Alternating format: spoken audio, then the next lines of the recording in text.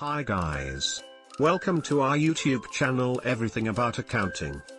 In this video, we are going to learn the 4 important differences between accounting and accountancy. So let's get started.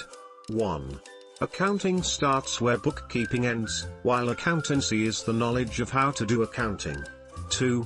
Accounting summarizes financial statements and communicates the results to those who are concerned, while accountancy explains how to keep different books of records in order. 3. Accounting is the science of tracking and classifying business transactions, while accountancy is the practice of preparing and communicating accounting information to those who need it. 4. Accounting facilitates business management, while accountancy, like other academic subjects such as finance, physics, and chemistry, is formal knowledge. I think at the end of the video, you have learned the differences between accounting and accountancy. If you like this video, don't forget to like, comment and share. Thanks for watching.